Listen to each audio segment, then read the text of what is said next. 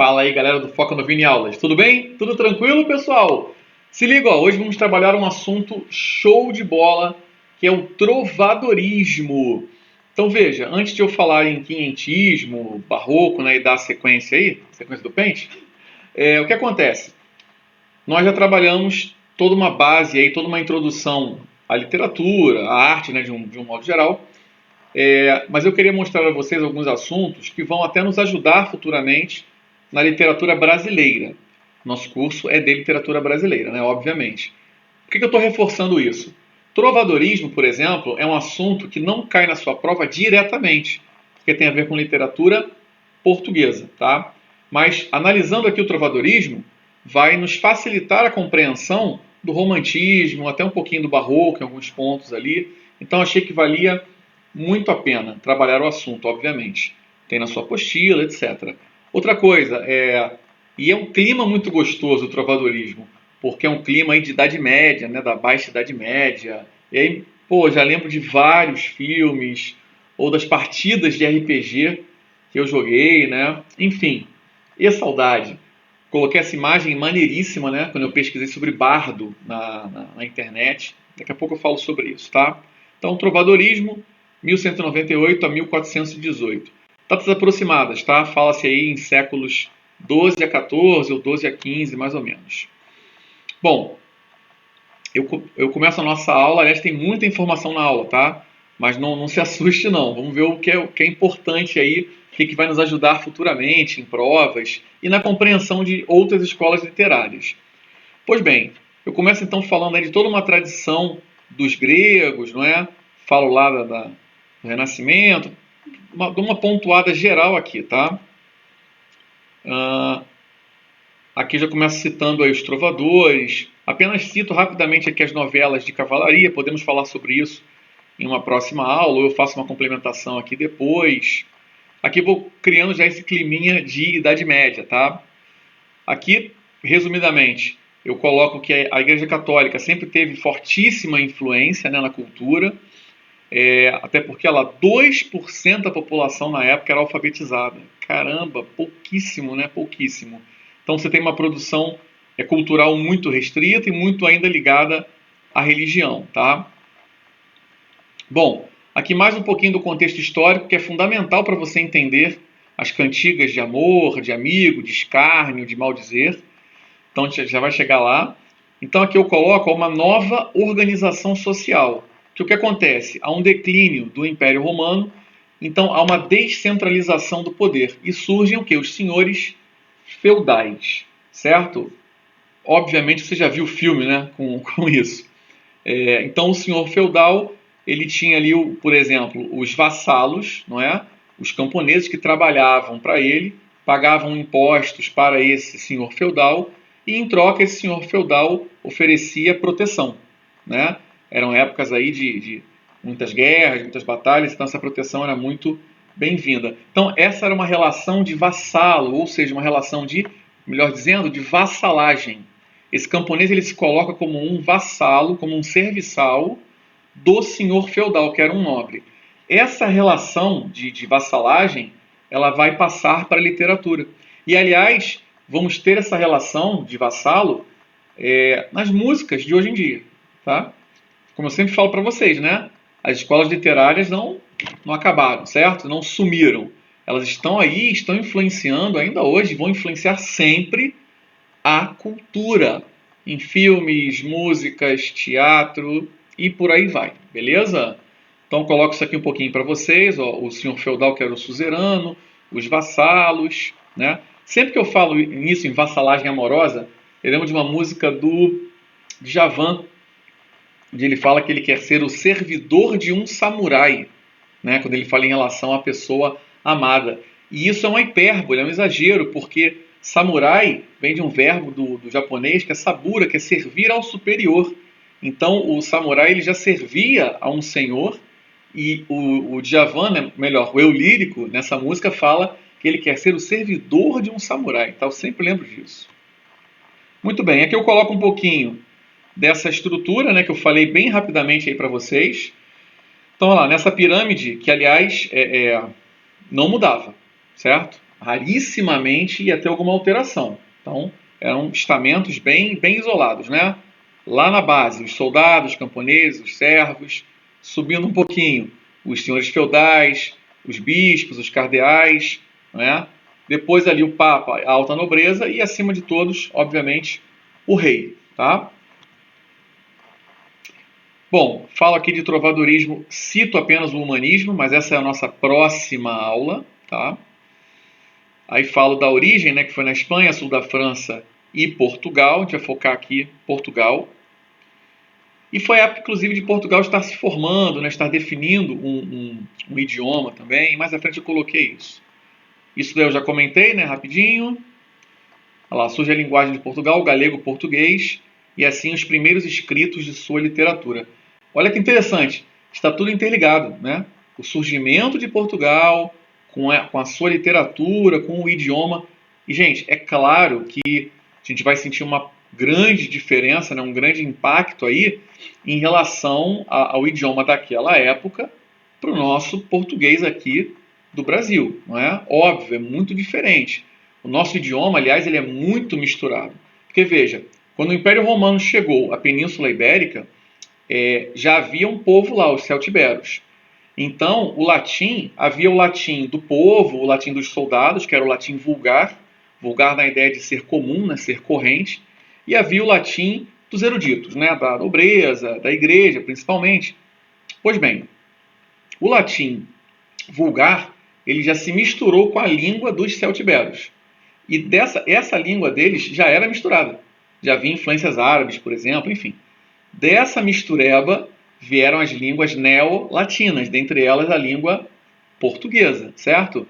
Essa língua portuguesa de Portugal veio para cá e aqui ela se misturou com a língua dos nossos irmãos negros africanos, com a língua dos índios, depois com as invasões, francesas, holandesas, inglesas, por aí vai. Então, dessa mistureba toda, desse caldeirão, loucura, bicho, é que surgiu a nossa língua portuguesa, que na minha humilde opinião nem deveria se chamar língua portuguesa, nada contra os patrícios.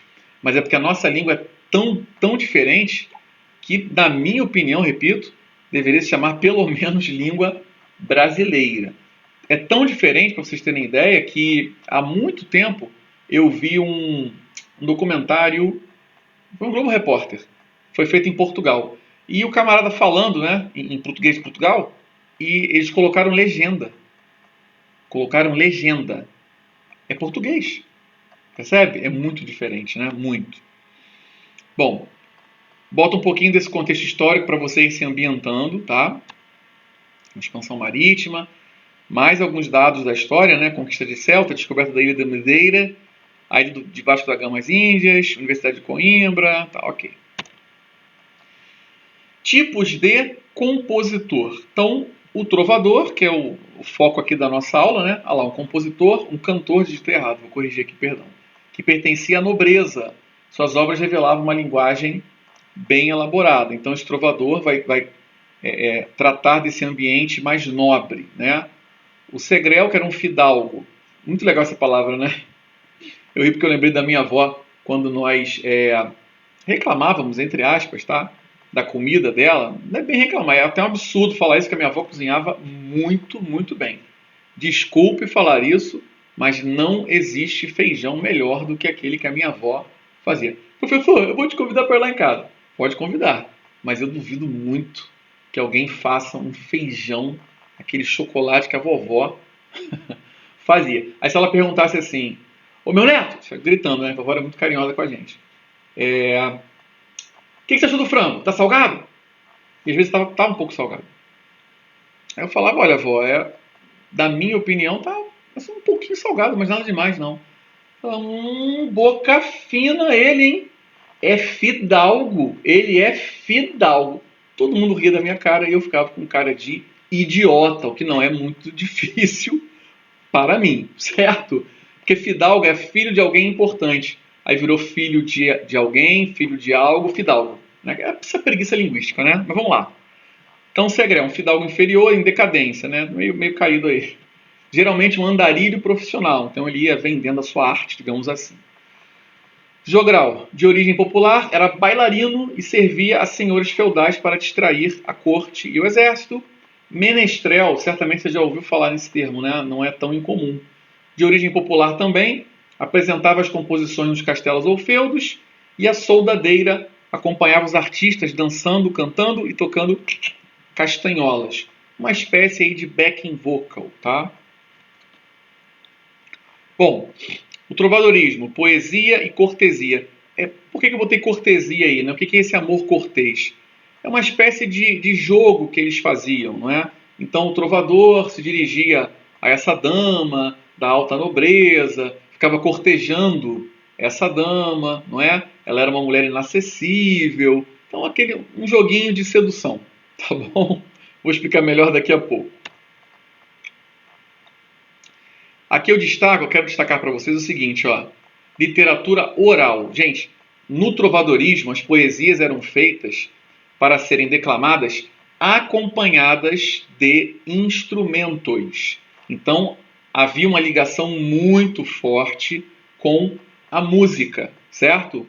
O poeta estava ali, o trovador, né, estava ali declamando o seu poema e tal, e normalmente ou ele ou alguém estava acompanhando com uma lira, por exemplo, com uma flauta. Então, essa literatura oralizada, ela era muito próxima da música, beleza? Tá, aqui eu falo um pouquinho do público que vai, né, consumir aí essa literatura, ok? Fala um pouquinho dessas regras, né? Que aí são coisas que nós vemos, repito, nas músicas até hoje, tá? E depois vamos ver bastante no romantismo. Essa conexão é inevitável. Olha lá, a mulher era a senhora. Na verdade, na época não havia expressão senhora. Mia senhor. Isso aqui é esquisito, né? Mas para senhora não existia a palavra, então era mia senhor. O homem era seu servidor, prezava-se a generosidade, lealdade, cortesia, né? Então ele tinha que ser um total cavalheiro em relação àquela dama tão desejada. Tá? Pois bem, aqui eu já falo daqui a pouco eu vou dividir essas cantigas, né, em tipos, para a gente entender melhor, tá? Então não vou queimar cartucho aqui não, vamos adiante. A linguagem da vassalagem amorosa, né? Tudo que eu já falei, aqui tá resumidinho aqui, ó. Mia senhor, senhor fremosa. Olha, como é que o pessoal fala? Cremosa. Alguns funks tem isso, né? A cremosa. Pô, fantástico, fantástico. Bom, um exemplo aqui rapidinho para vocês, de tudo que eu estou falando aí, bem resumidamente, claro. Aqui eu botei, né? Aqui à esquerda, coloquei o original e depois... essa não? E depois a forma aí de hoje em dia, né? Ao ver a ave leve mover alegre as alas contra a luz, que se ouvida e deixa correr pela doçura que a conduz, tão grave inveja me vem desses que venturosos vejo. É maravilha que o meu ser não se dissolva de desejo. Tanto julguei saber de amor e menos que supus. Sei, pois amar não me faz ter essa que nunca farei jus. Tá vendo? Então ela é grandiosa, né? A mim de mim e a si também, de mim e tudo que desejo, tomou e só deixou querer maior e um coração sobejo. Bem feminino é o proceder dessa que me roubou a paz. Não querer o que deve querer e tudo o que não deve faz. Má sorte, enfim, me sobrevém. Fiz como um louco numa ponte e tudo me foi suceder só porque quis mais horizonte. Caramba, muito bonito, né? Piedade já não pode haver no universo para os mortais. Se aquela que devia ter não tem, quem a terá jamais? Como acreditar que alguém, de olhar tão doce e clara fronte, deixe que eu morra sem beber água de amor em sua fonte? Uau, muito bonito. Claro, não é a linguagem da época, tá? Até corrigindo o que eu falei aí. Eu me confundi, isso que está mais à frente. Não é a linguagem da época, né? Que já está traduzido para nós, tá? Aqui, ó, aqui vem uma divisão, mas eu vou cortar essa aula para não ficar muito extensa, tá? Então a gente continua daqui a pouquinho, beleza? Vem comigo, hein? Tá comprando porcaria de segunda mão.